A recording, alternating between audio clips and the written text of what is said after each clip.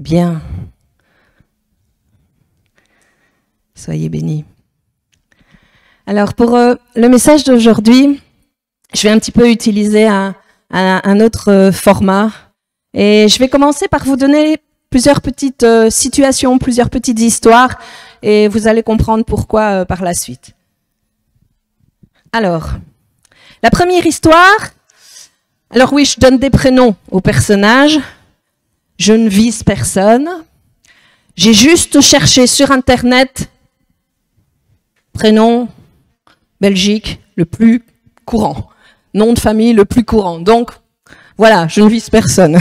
Ça, j'ai pris des prénoms les plus utilisés en fonction de l'âge. Donc la première histoire, on a Marc.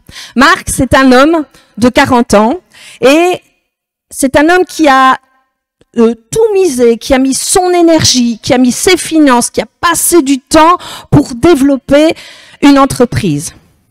Avant, il était un salarié dans une autre entreprise, mais il s'est mis à son compte.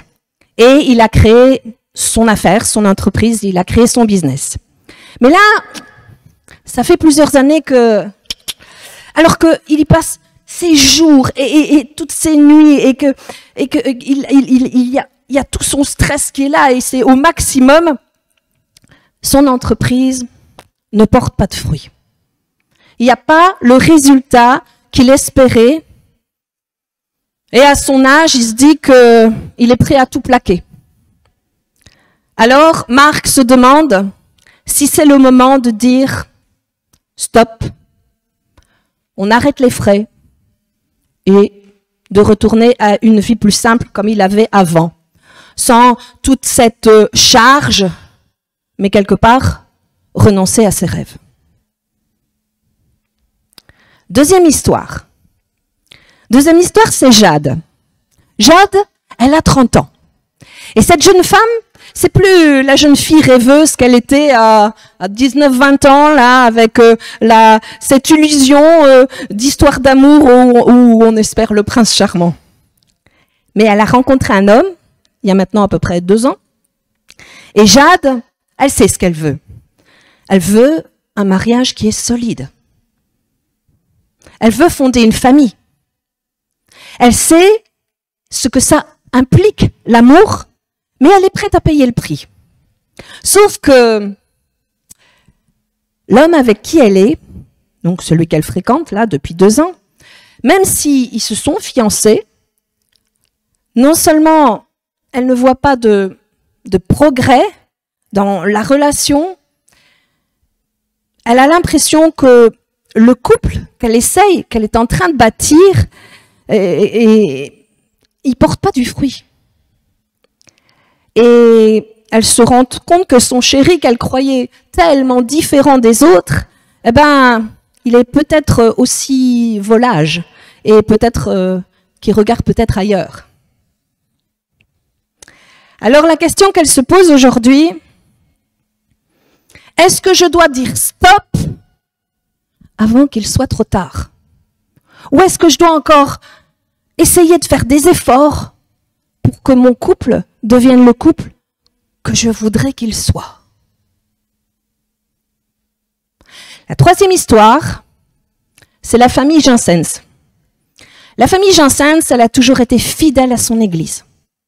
C'est l'église dans laquelle ils se sont plantés depuis des dizaines d'années.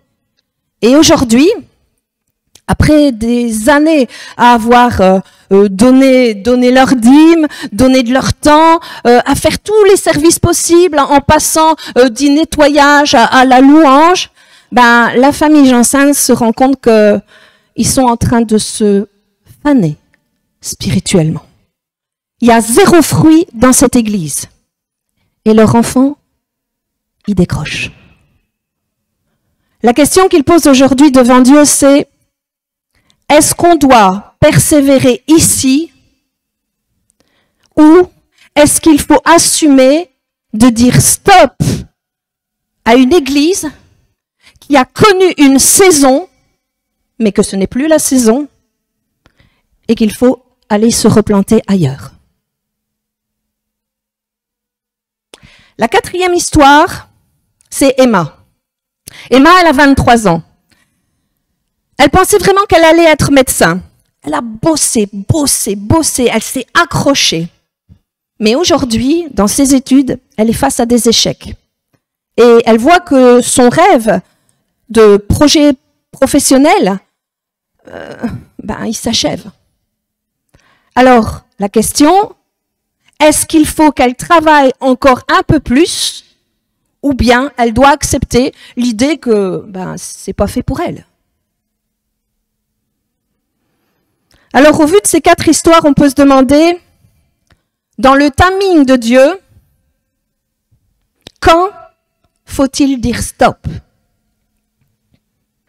Et si jamais aujourd'hui vous êtes confrontés à cette question, on va regarder dans la parole, dans la Bible, ce qu'elle en dit.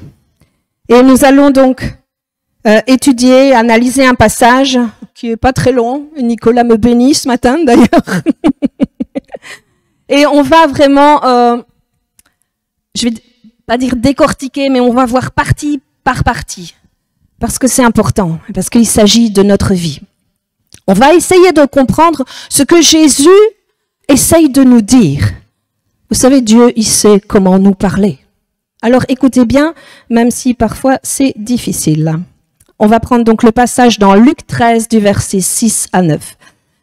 Jésus là va parler d'une parabole et cette parabole c'est peut-être ta vie. Donc,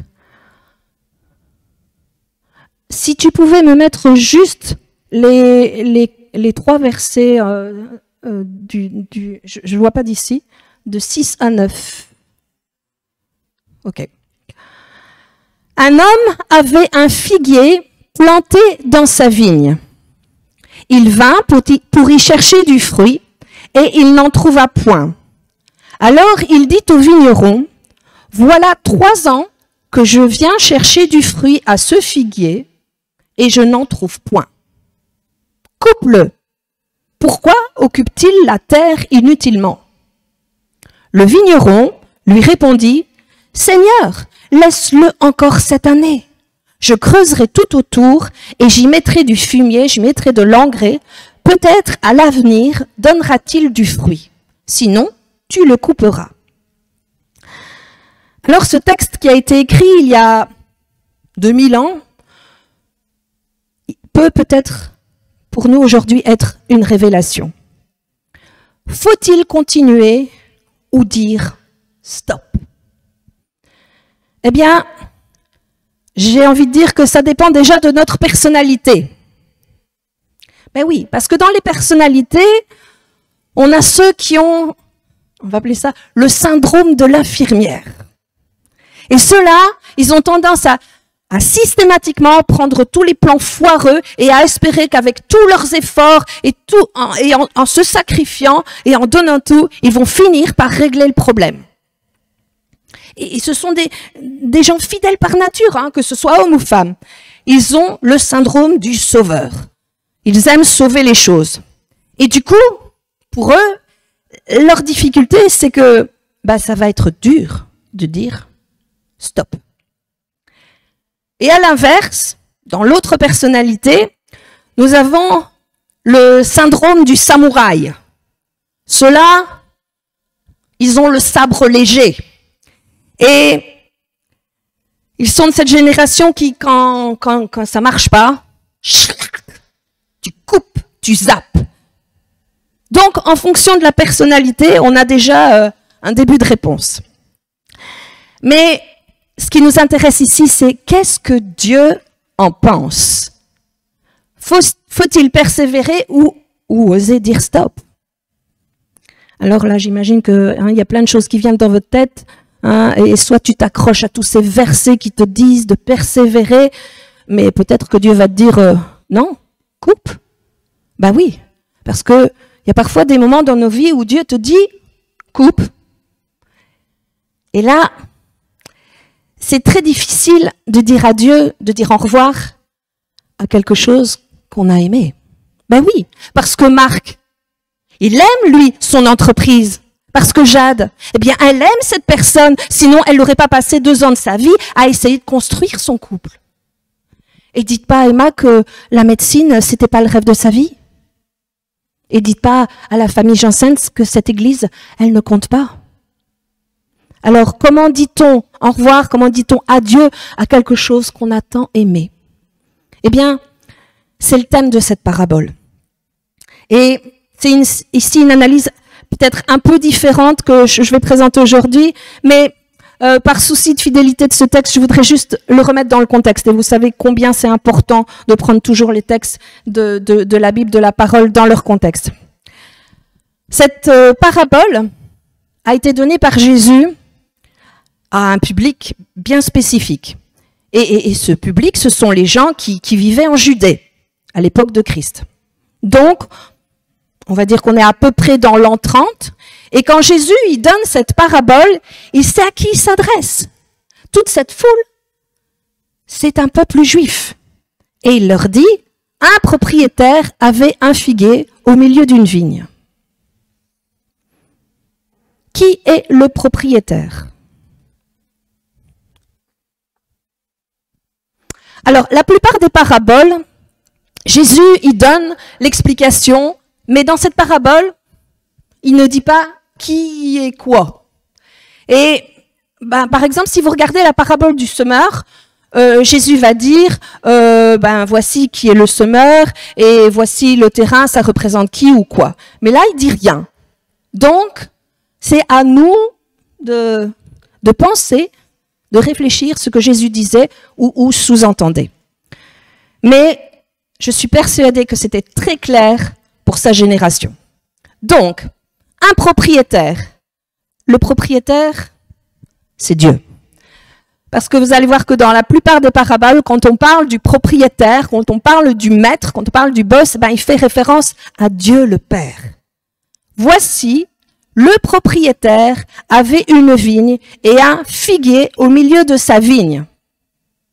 La vigne, c'est quoi? La vigne, c'est Israël. La vigne, c'est le peuple. La vigne, c'est toutes ces personnes qui entouraient Jésus et qu'il a en face de lui. Et le figuier, c'est qui?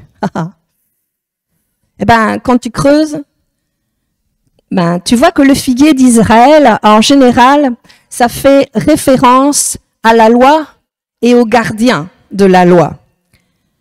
Donc, le figuier, c'est très probablement les pharisiens. Les pharisiens qui se prennent et qui se croient au-dessus. Oui, voyez la vigne, elle est là. Mais le figuier, il est au-dessus de la vigne. Le figuier, lui, il se démarque. Il dénote dans un champ de vigne. Et quelque part, le figuier, il est là pour expliquer, il est là pour briller. Et je pense que là, Jésus parle des pharisiens. Et quand Jésus dit, voici, le propriétaire est venu pour trouver du fruit, oui, il s'attendait à ce que les pharisiens qui connaissaient le mieux la loi soient les hommes les plus spirituels de son temps. Et quelque part, ce que Jésus leur dit, je vais paraphraser, mes amis, je vous aime de tout mon cœur, mais ça fait pas mal de temps maintenant que vous ne portez aucun fruit de repentance. Et le mot 3 ans, ça c'est une révélation de Dieu. Parce que combien de temps Jésus a expliqué aux pharisiens qu'ils devaient changer de vie? 3 ans. Et là, il est sur le point de mourir à la croix. Et il leur reste quelque temps. Il leur reste moins d'1 année. Voici pourquoi il dit, ça fait 3 ans que le propriétaire est venu chercher du fruit chez vous et qu'il ne trouve pas les fruits de la repentance. Voici pourquoi Dieu dit, je vais tout couper. Mais le vigneron, c'est celui qui prend soin de la vigne. Vous savez qui est le vigneron? C'est Jésus. Et le vigneron dit au propriétaire, il dit au maître, laisse-moi creuser, laisse-moi me dépouiller pour leur donner une dernière chance. Ça, c'est l'esprit de Christ. Amen. C'est pour ça même qu'à la croix, il va dire dans Luc 23, 34, Père, pardonne-leur, car ils ne savent pas ce qu'ils font. Parce que si jamais il y a un pharisien qui s'appelle Saul, et peut-être qu'un jour il va devenir un Paul. Et c'est pour ça que le vigneron dit, laisse encore une année, papa. Laisse encore une année, père. Oh, je parlais de la personnalité de Jésus, mais moi je trouve que cette analyse, elle est très belle. Mais je pense que si Jésus a donné ça en l'an 30, c'est aussi pour nous parler 2000 ans plus tard. Parce que Dieu veut nous donner son conseil. Amen? Alors, est-ce qu'on est prêt à entendre le conseil de Dieu pour notre vie? Voici ce que pourrait être cette parole de conseil. Alors,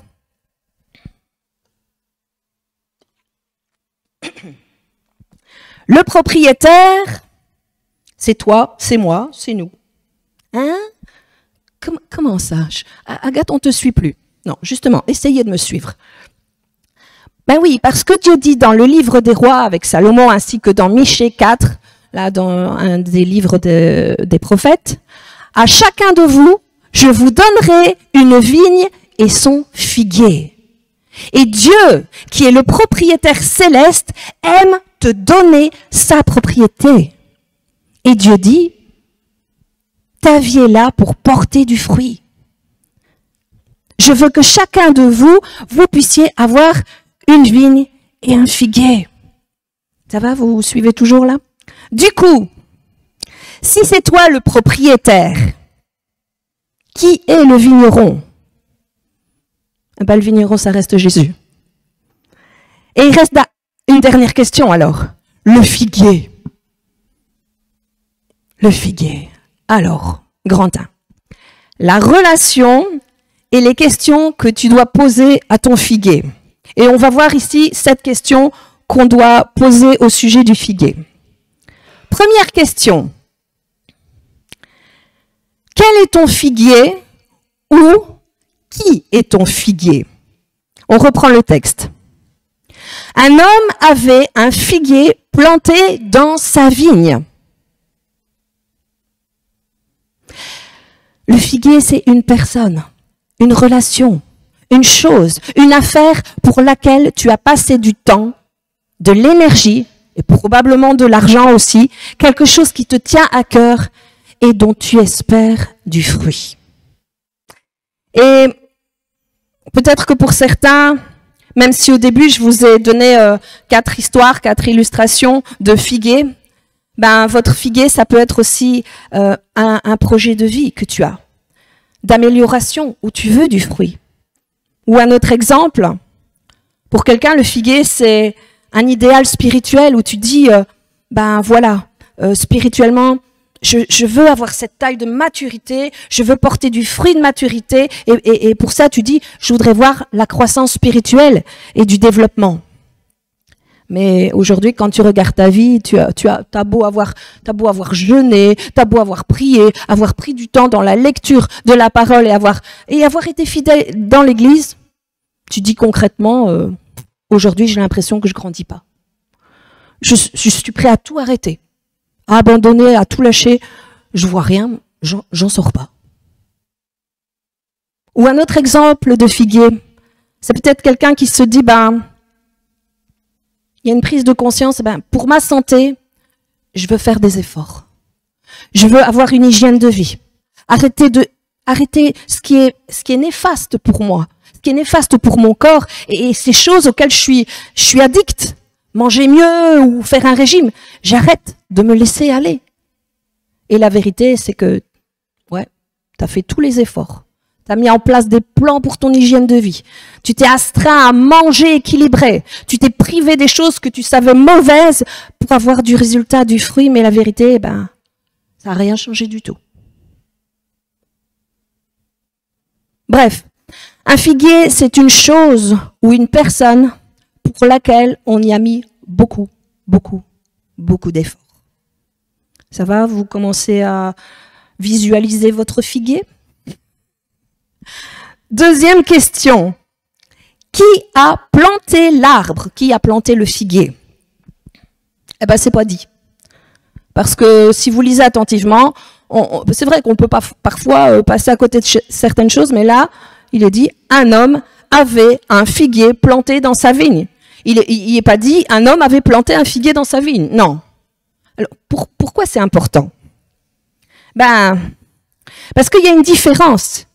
Si c'est un figuier que tu as planté, ou si c'est un figuier qui était dans ton champ avant que tu ne le cultives. Mes amis, si vous prenez l'exemple que j'ai donné de l'entreprise, peut-être que quelqu'un a hérité de l'entreprise de son père. Mais du coup, ben, la relation au figuier, qui est l'entreprise, ben, c'est pas la même chose. Si c'est quelque chose que tu as reçu avant, ou si c'est quelque chose que tu as planté toi, ça va appuyer sur des cordes différentes à l'intérieur de toi, dans ta décision. J'arrête ou je continue. Vous comprenez? Si c'était l'église de tes parents, c'est pas tout à fait la même chose que si c'était ton église à toi. Troisième question. Pourquoi ce figuier se retrouve-t-il au milieu d'une vigne? Vous avez remarqué? Un figuier planté dans sa vigne. Bah ouais. Le figuier, il est venu là, tout seul. Il n'a pas compris qu'ici c'était une vigne, tu vois. Vous savez, cet été, je suis allée dans le sud de la France. Et là, on était entouré de plein de champs de vignes. Ben, je dois vous avouer que j'ai vu que des vignes. Il n'y avait pas d'autres arbres plantés dedans. Et je pense que s'ils avaient voulu en planter un, ben, il n'y en était pas question. Donc, qu'est-ce que fait un figuier au milieu d'une vigne? On peut se poser la question. Est-ce qu'il y a une symbiose?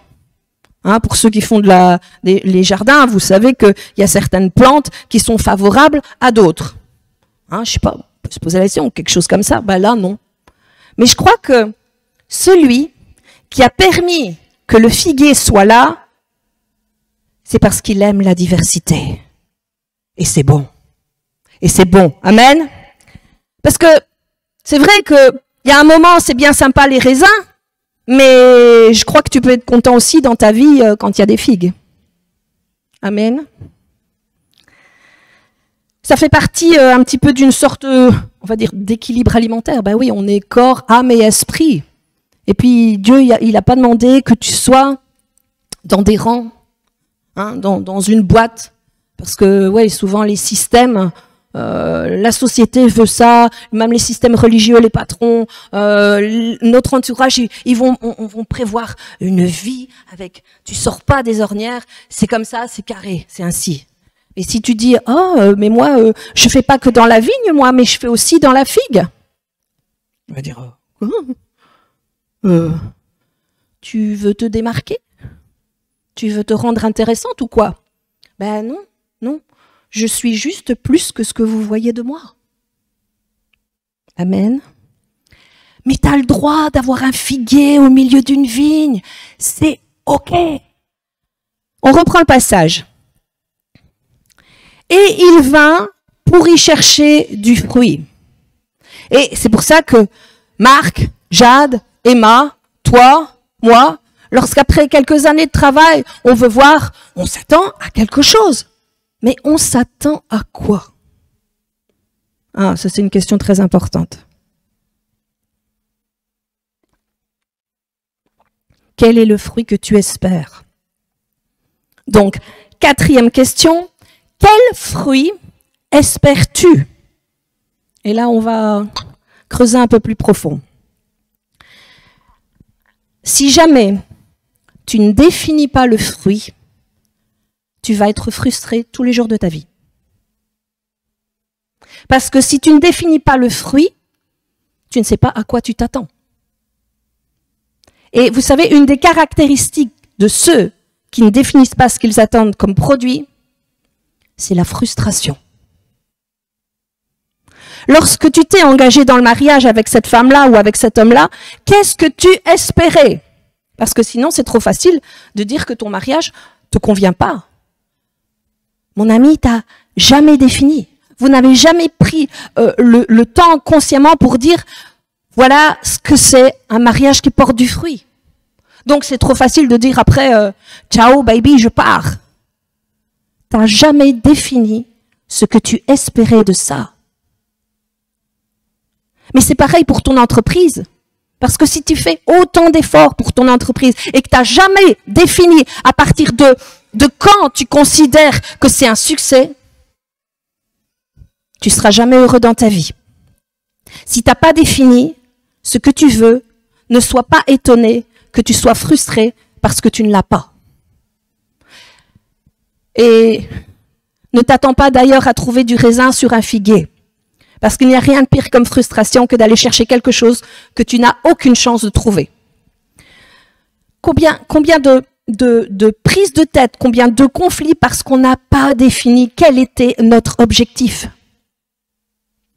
Si tu définis pas ce qu'est pour toi l'église dans laquelle tu veux t'investir, comment tu peux bien la connaître?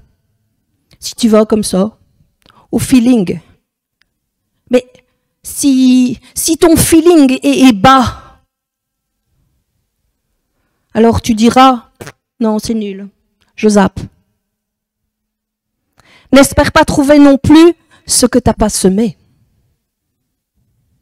Excuse-moi, je sais que ça secoue un peu là. On reprend le texte. Il vint y chercher, donc on parle bien du propriétaire, c'est-à-dire de toi, de moi, de nous. Il vint pour y chercher du fruit et il n'en trouva pas. Et c'est la deuxième partie de la phrase. Alors, 5e question. Quelle est la cause de ta déception?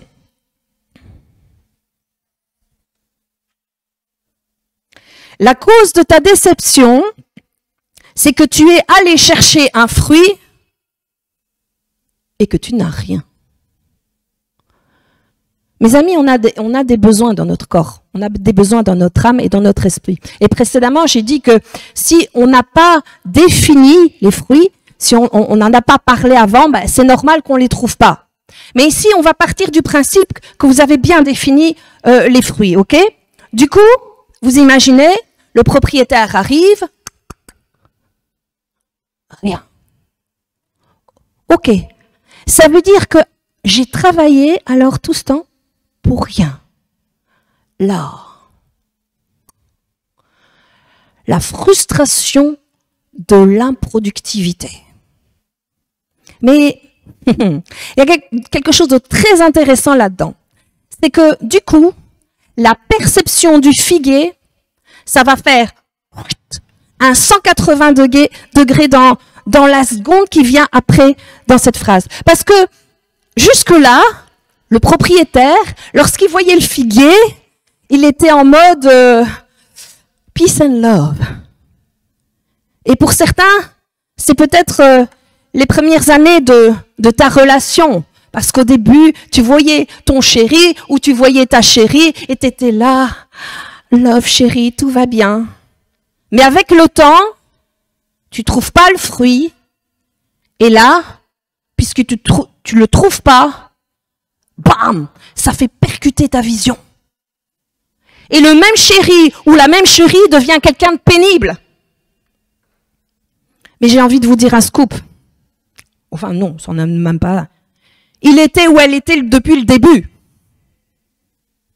C'est juste que c'est toi qui as changé dans ta perception de lui ou d'elle.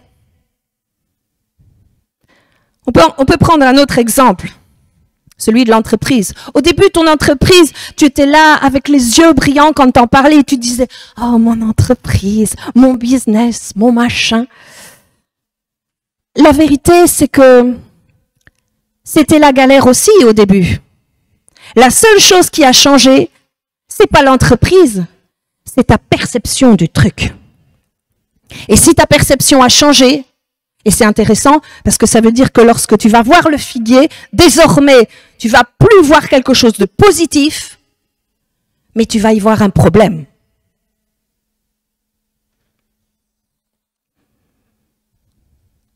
Et tout change. Parce que tu vas plus à l'église avec joie, tu vas à l'église en râlant. Tu vas plus faire ton plan d'hygiène de vie, d'hygiène alimentaire avec joie. Tu vas le faire en râlant. Bark, j'en ai marre de manger ça, c'est immonde. Ben, je vais te dire, c'est pas prêt de s'améliorer si tu y vas comme ça. Vous savez, j'ai appris quelque chose d'intéressant sur l'arbre, sur le figuier en question. C'est que le figuier, le fruit, il est délicieux. Mais l'arbre, il produit une sève qui contient des molécules toxiques. C'est-à-dire que si tu prends le fruit, ben, y a pas de problème.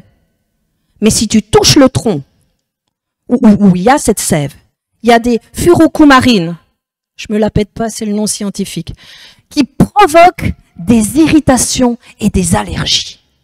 Donc imaginez, au début, le figuier, tu y vas, oh mon chéri d'amour que j'aime, et au bout de quelque temps, tu le touches, et tu deviens écarlate d'allergie. Et ce qui était votre projet de vie, votre projet de réussite, est devenu pour vous quelque chose de toxique. Ça vous provoque des allergies. Tu en parlais avec amour, tu en parles maintenant avec détestation. Mais sachez, le projet, il n'a pas changé. C'est toi. 6e question.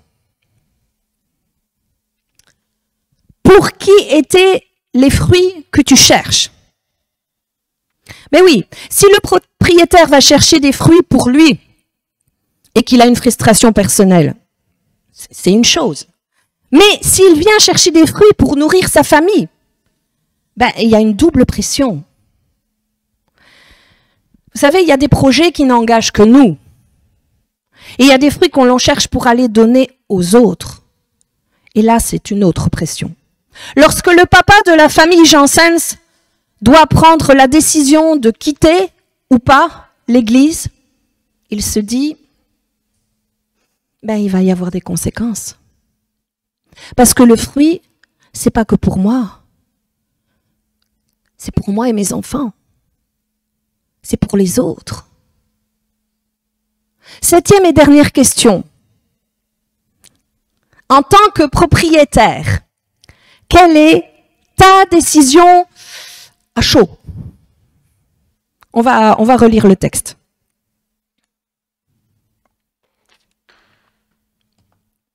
Alors il dit au vigneron, voilà 3 ans que je viens chercher du fruit à ce figuier et je n'en trouve pas. Coupe-le. Pourquoi occupe-t-il la terre inutilement? À chaud, ce figuier, tu ne le vois plus comme un rêve, mais tu le vois comme un problème. Et du coup, tu dis à ce figuier, tu pompes l'eau de ma vigne. C'est-à-dire, en tant que figuier, tu es là, tu empêches le reste des projets de ma vie d'exister, tu es un squatteur. Et là, il y a comme un coup de sang. Et le problème, c'est que tes frustrations vont t'emmener dans la colère. Et la colère va t'amener à la mentalité du samouraï. Parce que la frustration monte. Vous savez, c'est comme la cocotte minute, là. Au bout d'un moment. Et ce qui est étonnant, c'est que le propriétaire va demander au vigneron de couper l'arbre. C'est-à-dire qu'il dit à Dieu, débarrasse-moi-en. Ouais, t'as dit à Dieu, dans ta prière, Dieu, tu me le dégages. Ou peut-être pour certains, vous avez dit, Dieu, maintenant, cette entreprise, j'en peux plus. Ou que tu as dit, tu me casses le truc, hein. Tu me dégages ça, tu te débrouilles, t'arrêtes tout, je veux plus rien savoir. Alors écoutez, avant de le faire, je pose cette question. Quelles sont les vraies motivations de ta décision aujourd'hui à chaud? T'es prêt à plaquer cette entreprise? Ok. T'es prêt à changer complètement d'orientation scolaire? J'entends. Pourquoi? Ouais, j'en ai marre. Tu peux pas comprendre. Ça fait des années, gna gna gna gna gna. Pourquoi? Parce que, attention, si tu prends ta décision de couper suite à tes frustrations, ben en général, c'est une mauvaise décision. Si tu dois couper quelque chose dans ta vie, et c'est possible, fais-le dans un objectif qui est lié à la foi et pas à la frustration. Si tu dis, Monsieur le vigneron, débarrassez-moi de ce figuier parce que j'ai un vrai projet de mettre un nouveau plan de vigne à la place ou bien de planter un abricotier ou de planter un amandier. Vous voyez, vous avez un vrai projet construit derrière. Ça peut être OK. Mais si c'est coupé pour le plaisir de te débarrasser d'un problème et de ta frustration, j'ai peur que, même coupé, ton figuier continue à être allergisant. Donc, si tu n'as pas la solution aujourd'hui, que dois-tu faire? Point numéro 2. Demande l'avis d'un spécialiste. Si en tant que propriétaire, je cale et je ne sais pas quoi faire, je vais demander au vigneron. Petit rappel, qui est le vigneron? Eh bien, on va voir qui est le vigneron. Alors que le propriétaire du figuier est venu le voir 3 fois, ben, ouais, parce que dans le texte, il est dit, hein, ça fait 3 ans qu'il vient, on est bien d'accord. Je peux vous dire que le vigneron, lui, il passe toutes ses journées dans la vigne. Le vigneron, il aime la vigne, encore plus que toi, qui est le propriétaire. Ce vigneron, c'est l'Esprit de Dieu dans ta vie. Et toi, tu crois que tu connais, que tu as aimé ce figuier, ce projet. Mais crois-moi que l'Esprit de Dieu, qui sonde tout, qui scrute tout, connaît parfaitement ta relation avec cette personne. Il connaît ce figuier. Et l'Esprit de Dieu prend soin de cette personne, de ce figuier que aujourd'hui tu veux couper. Parce que l'Esprit de Dieu, il l'aimait avant même que tu existes. L'Esprit de Dieu était là. Et l'Esprit de Dieu a tout vu de votre relation, de votre interaction depuis 3 ans. L'Esprit de Dieu connaissait cette motivation que tu avais pour ton entreprise. Il était là au début. Il connaissait l'entreprise avant même que tu ne t'investisses comme tu l'as fait aujourd'hui. Il connaît tout. Et la Bible nous dit, avant même que je ne sois né, quand j'étais dans le ventre de ma mère, tu me connaissais parfaitement et tu savais déjà tous les jours de ma vie. Amen. Est-ce que vous savez que le vigneron passe beaucoup plus de temps dans la vigne, dans votre vigne, que vous-même? Voulez-vous faire confiance à un spécialiste? Vous savez, mes amis, on peut faire notre vie sans Dieu, hein. Tu peux arriver dans ta vigne et dire c'est ma vigne, je fais ce que je veux, rien à faire. Mais croyez-moi, vous avez tout intérêt à ce qu'il y ait un vigneron dans votre vigne. Et ce vigneron, c'est l'Esprit de Christ. Et lorsque l'Esprit de Christ est dans ta vigne, il y a quelqu'un qui te conseille, parce que Jésus a dit, il vous instruira dans toute la vérité, il sera votre consolateur, il sera votre guide demandé, et il vous répondra. Amen.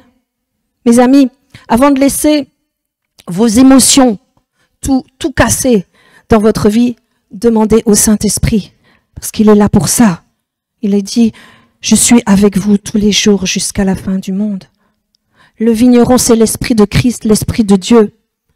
Alors c'est vrai que parfois on a l'impression que on parle pas la même langue. On a du mal à l'entendre. Mais le vigneron, il travaille aussi avec des assistants. Et peut-être qu'à un moment dans ta vie, ben, celui qui va intervenir, ça va être un assistant. C'est-à-dire quelqu'un qui connaît le vigneron, qui a l'expérience du vigneron. Un humain comme toi, qui a l'Esprit de Christ. Soyez conseillés par des gens qui ont l'Esprit de Christ. Prenez pas des conseils avec des gens qui n'ont pas l'Esprit du vigneron. Et je dois dire, je veux remercier Dieu pour ça parce que dans ma vie, il y a eu des personnes qui avaient cette hauteur de vue, même si des fois ça faisait mal, Mais je suis heureuse d'avoir eu et d'avoir encore des conseils spirituels de ces professionnels de la vigne, afin de pouvoir prendre des bonnes décisions. Et vous savez, ces personnes-là qui sont conduites par l'esprit, hein, ces assistants vignerons, quand ce sont des personnes éprouvées, que vous avez leur avis, si vous leur avez soumis, vous pouvez après, avec leur avis, consulter Dieu directement. En général, ils sont d'accord. Hein. Mais attention, là je veux mettre une petite alerte parce que ne demandez pas à un non-spécialiste de vous donner un conseil. Parce que si vous demandez à quelqu'un qui a encore plus de frustration que vous, parce que dans son champ de vigne, il avait 4 figuiers qu'il a abattus la semaine dernière, il va aller vite. Hein. Il va te dire, dégage ça. Arrête les frais. Moi, j'ai traîné un tocard pendant 20 ans, j'aurais dû le larguer au bout de 10 jours. Bon. Récupère pas les frustrations de tous ceux qui ont tout coupé dans leur champ. Reprenons le texte. Donc on a le propriétaire qui dit « Voilà 3 ans que je viens chercher du fruit et je n'en trouve pas. » Coupe-le! On va prendre peut-être une claque là. C'est vrai que le Seigneur me dit là, Agathe, au lieu de me donner des ordres, tu pourrais poser des questions. Arrête de donner des ordres à Dieu, pose-lui des questions. Alors, monsieur le vigneron, quel est ton conseil? Est-ce qu'on est prêt à entendre le conseil du vigneron? Regardez ce que dit le vigneron. On reprend le texte. Laisse-le encore cette année. Je creuserai tout autour et j'y mettrai de l'engrais. Peut-être à l'avenir donnera-t-il du fruit. Sinon, tu le couperas. Laisse-le encore cette année et je creuserai tout autour et j'y mettrai de l'engrais. Peut-être à l'avenir donnera-t-il du fruit. Sinon, tu le couperas. 3e point. Pourquoi faut-il donner du temps? 3 ans, c'est long, hein? Il n'y a rien de pire que quelque chose que tu attends et qui n'arrive jamais. Je le sais, ça use. Encore une année. Je vais donner une petite info. Vous savez, à partir de quand un figuier est à pleine maturité de récolte? 7 ans. Donc peut-être qu'il va falloir que tu te calmes un peu, hein. Ben oui, on ne sait jamais quoi. Peut-être que tu as un figuier tardif. D'accord, c'est peut-être pas le plus productif du monde, mais qui sait? Si c'est pas un Moïse en puissance. Ben oui, Moïse, il s'est révélé tardivement. 80 ans, il a commencé à rentrer en pleine maturité pour du fruit. Ou ton figuier, c'est peut-être Sarah, Abraham. Il aurait pu la dégager, la larguer plus jeune, elle était stérile. Ben oui, vous savez qu'Abraham, c'est à 99 ans hein, qu'il est devenu papa. C'est long, non? Donc des fois, reste tranquille, cool. Il est dit, l'amour est patient. Ah, dans ce cadre-là, on n'aime pas beaucoup ce verset. Hein. On veut bien les autres soient patients avec nous, mais là, non. Non, là, ça j'en veux pas. Ah ben voilà. Il fallait se mettre d'accord depuis le début, alors. Alors, juste 2 choses pour être vraiment clair. Est-ce que le vigneron a dit que tu vas devoir attendre jusqu'à la fin de ta vie? Non. Le vigneron dit, laisse une année. C'est-à-dire qu'il y a une notion de timing. Et premièrement, tu as le droit de fixer une limite au supportable. Hein, je ne sais pas en train de dire que tu vas devoir t'y coller pendant et prendre des risques ad vitam aeternam. Hein. Non, il y a un moment où tu as le droit de dire stop, game over, on arrête les frais parce que sinon c'est toi qui vas mourir en fait. Et deuxièmement, le timing doit être raisonnable pour donner une vraie chance. Ben oui, je vous vois venir. Je lui laisse 3 jours. Comment tu veux faire sortir une figue en 3 jours? Ton entreprise, ton école, ton couple, ton église, ça va pas se changer en 3 jours. Donc 4e point, pourquoi faut-il donner une dernière chance?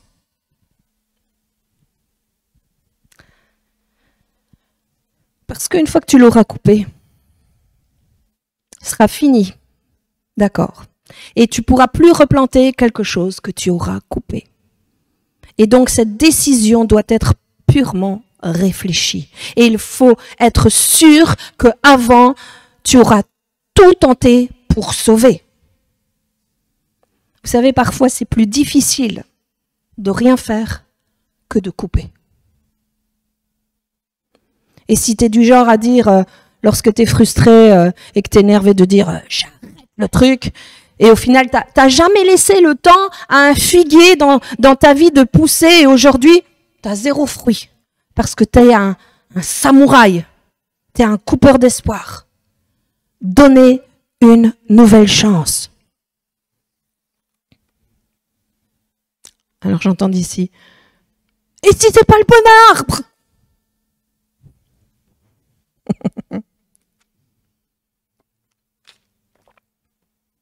Vous savez, il y a des figuiers, ce sont des figuiers mâles. Vous voyez où je veux en venir. Si tu attends qu'un mâle, à lui tout seul, porte du fruit, tu vas attendre longtemps. Un figuier mâle ressemble à un figuier femelle. Sauf que tu trouveras jamais de figues comestibles sur un figuier mâle. Tu vas voir des trucs, mais c'est pas comestible. Et le figuier de mâle s'appelle le figuier de bouc.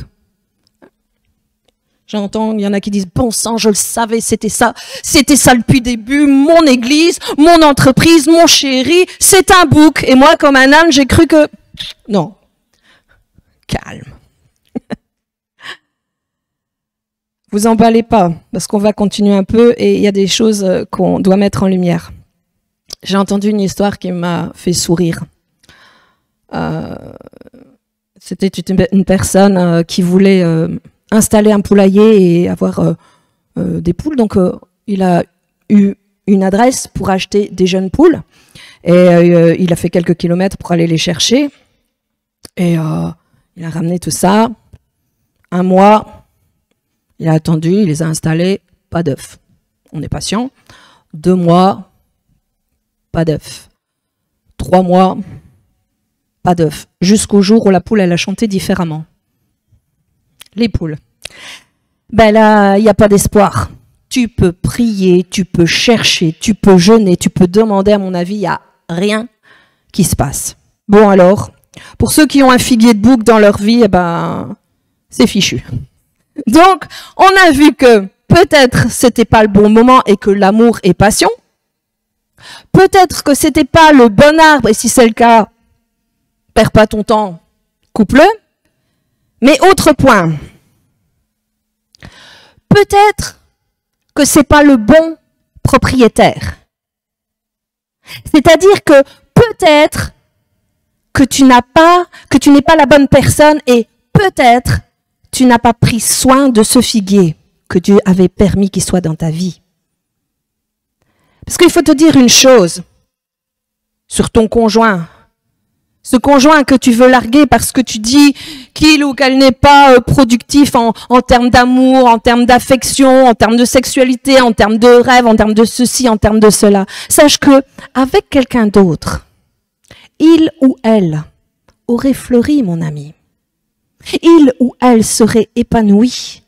Mais que vivre avec toi, c'est pas un cadeau. Et la vérité, c'est que celui qui n'a pas eu de chance, c'est pas le propriétaire.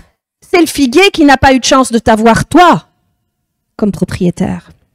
Alors arrête de croire que c'est forcément la faute du figuier.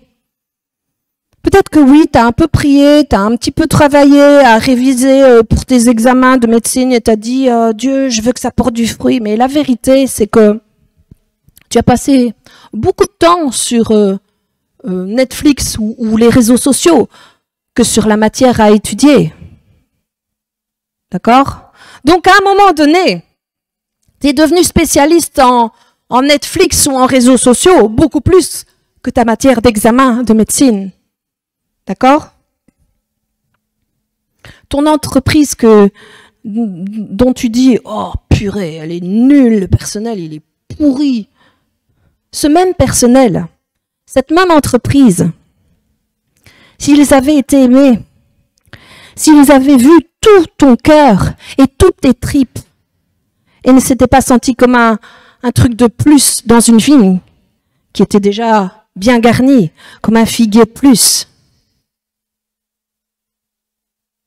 Vous savez, les projets pour lesquels on n'y a pas mis les tripes, comme par hasard, ils n'ont pas marché.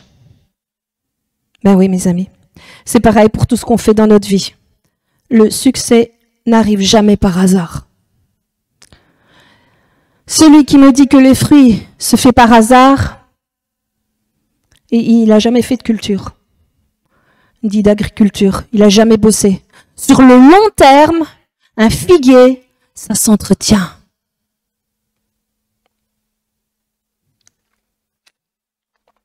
Cinquième point. Pourquoi il faut un dernier investissement? Parce que là où tu as échoué dans ta vie, dans ce projet, le vigneron peut faire quelque chose. Là où le propriétaire ne sait plus que faire à part couper, le vigneron a des solutions pour donner la vie. Appelle d'urgence le vigneron. Quel que soit ce que tu es sur le point de couper dans ta vie. Peut-être tu pourras couper après, mais écoute. Oui, tu auras le droit de couper après, mais d'abord, abandonne le figuier entre les mains du vigneron. Voici ce que dit le texte. Le vigneron dit, « Je creuserai tout autour de ton figuier et j'y mettrai de l'engrais. » Confie ce projet au vigneron, là où tu n'as pas réussi. Ne tire pas un trait sur ce couple, sur cette entreprise, sur ces études, sur cette église, tant que tu n'as pas demandé assistance du Saint-Esprit. Parce que le vigneron, l'Esprit de Jésus vient et te dit, si toi, tu ne creuses pas, moi, j'irai creuser. Ouais, parce que tu dis, ouais, j'en ai marre de ce figuier, il produit rien. Vous savez, moi, c'est ça, je parlais de la personnalité de Jésus et c'est bouleversant ce que dit le vigneron. Il aurait pu dire au propriétaire, bah, vas-y, fais creuser. Mais c'est pas ce que le vigneron a dit. Je paraphrase, il dit, oh, je veux tellement, propriétaire, que tu réussisses, que je ne vais pas zapper là où tu veux zapper. Mais viens avec moi, regarde comment je fais. Et moi, le vigneron qui aime le figuier, je vais tout faire pour que ce figuier réussisse dans ta vie. Et tu sais qui mangera du fruit? C'est toi, propriétaire. Vous réalisez un peu la grâce que nous avons? Le Saint-Esprit est prêt à travailler là où tu as un échec pour donner la vie. Et qu'est-ce qu'il va devoir faire? Il va devoir faire des efforts. Parce que croyez-moi, le vigneron, il va transpirer pour creuser. Il va creuser, il va bêcher tout autour du figuier, peut-être pour y mettre de l'eau ou aérer la terre, je ne sais pas, il va piocher, il va transpirer. Vous connaissez un petit peu la terre, la nature de la terre en Israël, c'est de la caillasse.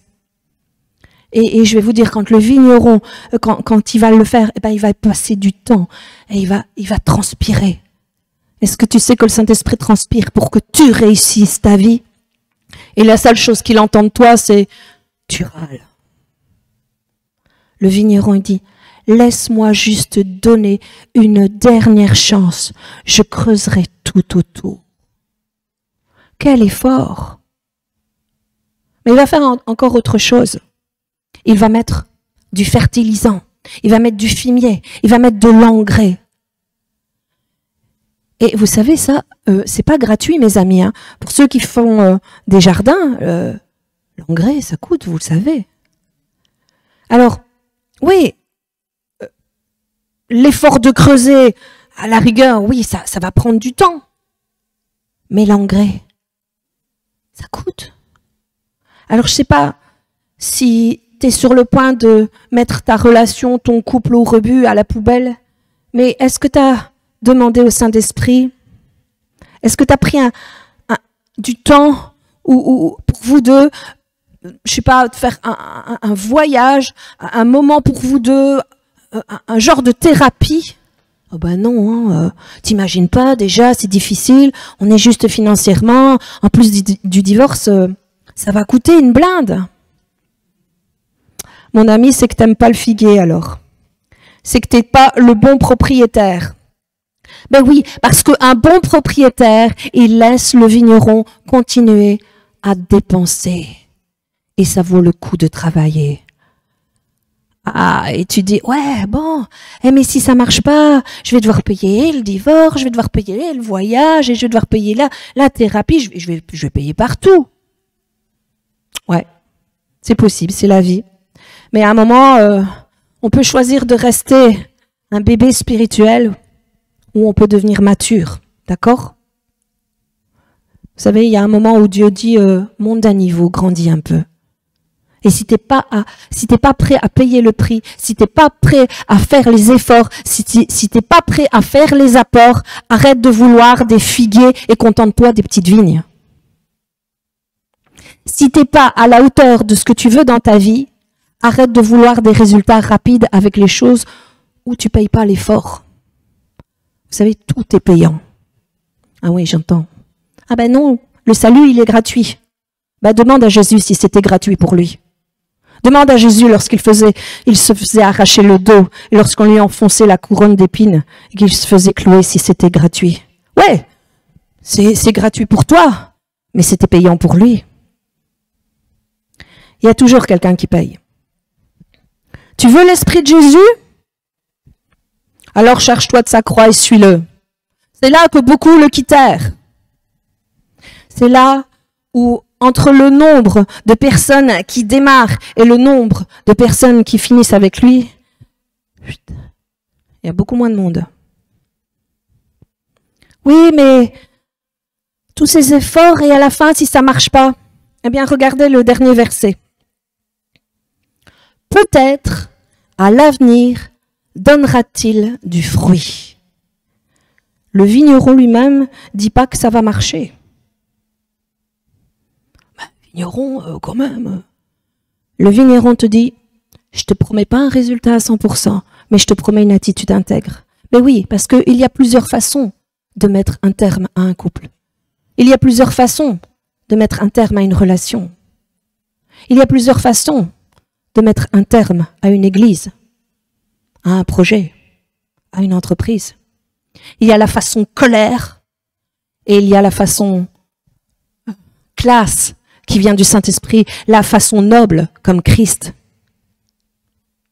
Eh oui, il y a toujours un risque de ne pas pouvoir sauver. C'est vrai que pour ce genre de choses, on voudrait recevoir un réma de Dieu. Que ce soit le Saint-Esprit qui nous dit « Mon enfant, coupe ». Bah oui, parce que là, au moins, t'as pas la culpabilité, t'as pas l'hésitation. Oui, c'est vrai, parfois, Dieu nous donne des rémas pour notre vie, et là, t'as pas besoin de te prendre la tête, mais parfois, tu reçois pas de réma de Dieu. Parce qu'un réma, c'est une parole précise, indiscutable, et qui est spécifique, et c'est parfait quand c'est le cas. Mais c'est rare. Alors c'est compliqué, si c'est pas un réma. Comment savoir qu'on est au bon moment, au bon endroit, et dans la bonne attitude? Eh bien, le temps fera que ça portera du fruit. C'est pour ça que Jésus, il dit, quand vous ne savez pas, on reconnaît l'arbre au fruit qu'il porte. Eh oui, c'est vrai, c'est bien de rechercher un réma, et je dis pas qu'il faut pas le faire, aussi faites-le, mais vous pouvez pas baser toute vos décisions sur un réma. Parce que des fois, ce sera vos intuitions, vos pensées que vous prendrez alors pour des rémas. Donc le principe le plus classique, c'est on reconnaît l'arbre à ses fruits. Et c'est pour ça que ça demande une attitude d'intégrité, une attitude d'amour, de patience, de paix, de fidélité, de maîtrise de soi. Vous savez, hein, les fruits de l'esprit, là. Et clairement, c'est avec le temps qu'on va pouvoir juger. Et en conformité avec l'esprit du vigneron qui est présent dans la vigne, décide de laisser une dernière chance. Creuse, apporte encore plus. Et après, abandonne, lâche l'affaire. Laisse-la entre ses mains. 7e point. Qui doit prendre la décision finale? Ça, c'est le moment difficile. On aurait pu penser que le vigneron dirait au propriétaire, bah, si après avoir fait tout ça, il n'y a rien, je le couperai.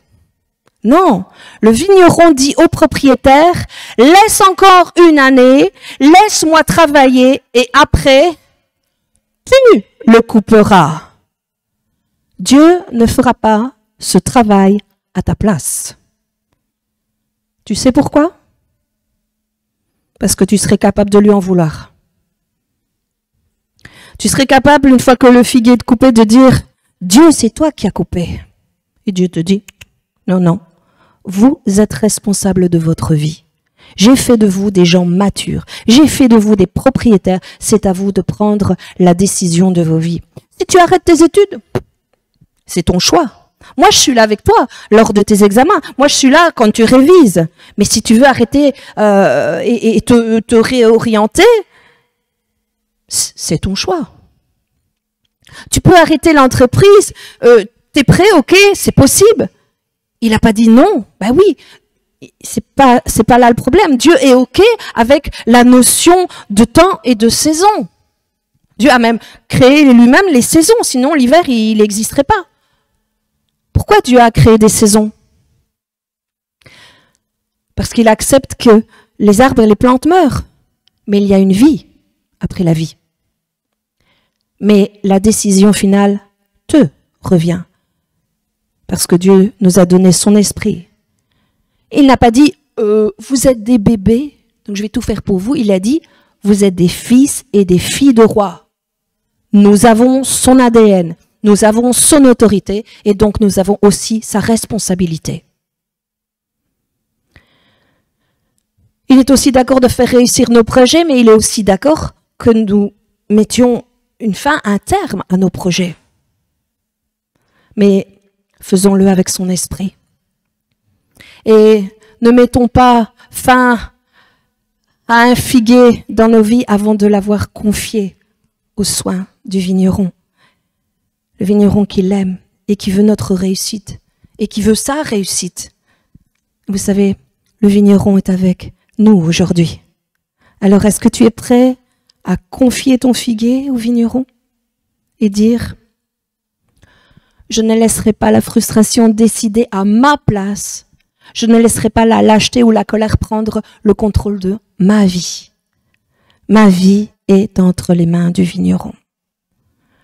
J'aurai le dernier mot, mais tu m'aideras à creuser et à en prendre soin. Je te laisse m'éclairer, Saint-Esprit, et je t'abandonne mon figuier maintenant. » Amen. Voilà, c'est ce que je voulais vous apporter pour aujourd'hui.